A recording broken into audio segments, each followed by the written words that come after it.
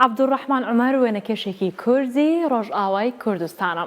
لە ساڵ 1955 لە شاری عەفرین لەدایک بووە، ئێستا لە وڵاتی ئەڵمانیا ژیان بەسەر دەبا. ئەو نازناوی هونەری فرانکۆیە زیاتر لە 40 ساڵە بە قاوە تابلۆی هونەری زۆر سەرنجڕاکێش دروست دەکات.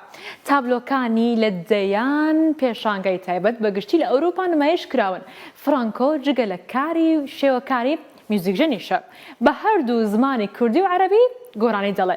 لەم فیچەرەدا تابلۆ سەرنجڕاکێشەکانی فرانکۆ دەبینین و گوێبیست یەکێک لە گۆرانەکانیشی دەبین. ئەو بخۆژی ji axeka dewlemenda Kurda ye ji Efrînê ye. Girêdana wî bi ax, av û bay ve, bi tilî, deng û xeyalên wî ve tê derpirîn.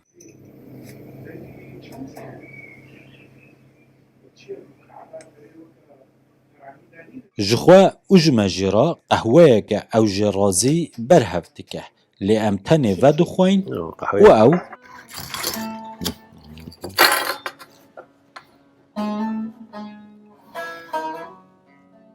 تشتري ما لو تنا هم هنا بكون هنا تشتنا سري ما كيتش تشيكن راستي navê wî hunerî Franko ye, lê ew bixwe Abdurrahman Umerê xelkê Qeretepeya ser bi Efrîna Rojavayê Kurdistanê ye. Ew nîgarkêş, stranbêj û muzîkjen e. Lê herî dawiyê bi nîgarkirina qehweyê tê naskirin. سر سبيش جيت تشيترا حركي سبي بيت تشيتر دبي وحركي قهوة هير بي خوشتر دبي قهوة كي وك يعني أرض بي كي بزيدها هير بي معني وك حرير بي كنا بي وك حرير جزرة يجارة قهوة نم فادخن بس تين أو جزرة ينام ماشي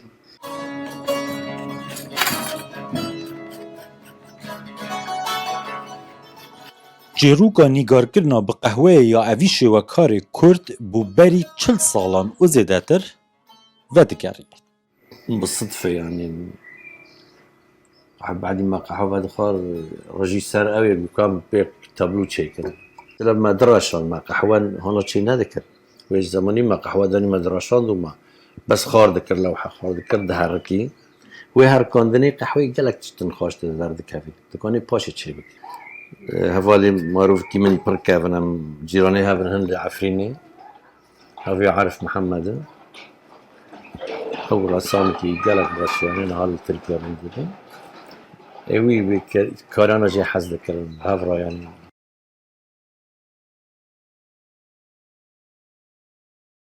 Tabloyên Frankoî yên realîstîk yên rengîn jî hene û di gelek ji wan de hezkirina wî ji siruştê re diyar e, lê teknîk û fîgerên ji qehweyê diafrîne karê wî yê piştî qehwa serê sibehê ye.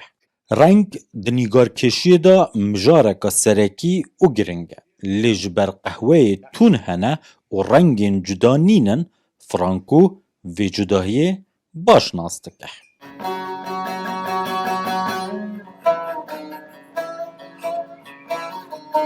Rêbaza parastina van tabloyan heman ewre ye ya ku ji bo parastina kevalên rengîn dihête bikaranîn.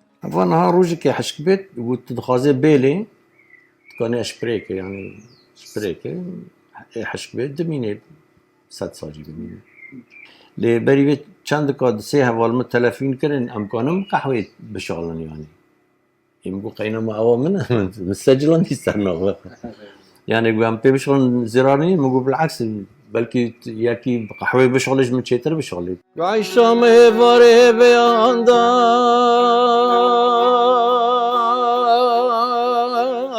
برخام هفاري بياندا